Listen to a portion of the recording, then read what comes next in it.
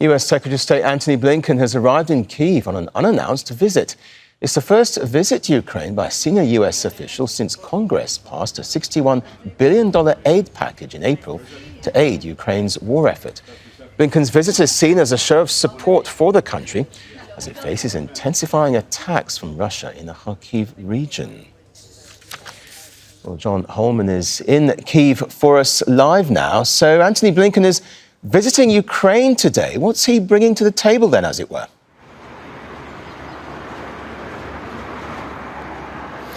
Well, the first thing he's bringing to the table after he stepped off the train into Kyiv on Tuesday morning was the show of support, the reassurance to Ukraine that it's not alone, that its allies, particularly the United States, is with the country. And the second thing is about the weapons that you were talking about there, Carrie, this long-delayed $61 billion military aid package.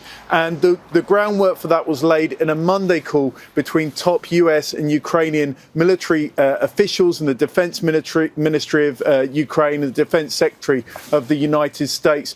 And what afterwards the National Security Advisor, Jake Sullivan for the US, said is that they're trying to up the tempo of those weapons arriving, especially air battery and air defense units getting into Ukraine. What we understand is that some of the weapons are trickling to the front already, but a lot of them are going to take months, many months in some cases, to arrive.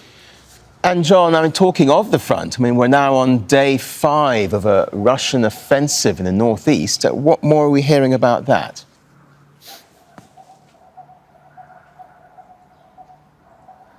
That offensive seems to be going well for Russia, badly for Ukraine up till now. We know that Russia has captured about 100 square kilometers of territory. That's according to open source websites that are monitoring the military situation on the ground. What the regional governor of Kharkiv has said is that Russian forces that first went through en masse are now splitting into smaller groups to try and stretch Ukrainian defences across that new front line. And a particular epicenter of the fighting is for Vovchansk. That's the biggest settlement. It had about 18,000 people before 2022. Now there's only about 200 because Ukraine's having to evacuate everyone out, not just from that town, but the villages along that front line. About 6,000 people have been evacuated and are presumably going to Kharkiv, the second largest city in the country. Now, if Russian forces get within 20 kilometers of Kharkiv, and they're not so far off that now, then they'll be able to begin shelling Kharkiv, and that city is already struggling with aerial bombardment.